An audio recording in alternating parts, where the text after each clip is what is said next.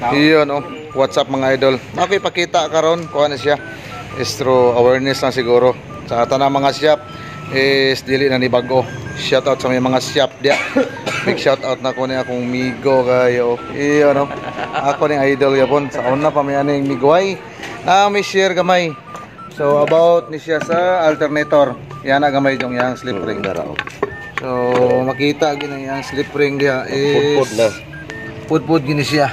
Yon. Yan na gamay dara. Wala na gyud. Tuyok ko na gamay wala na.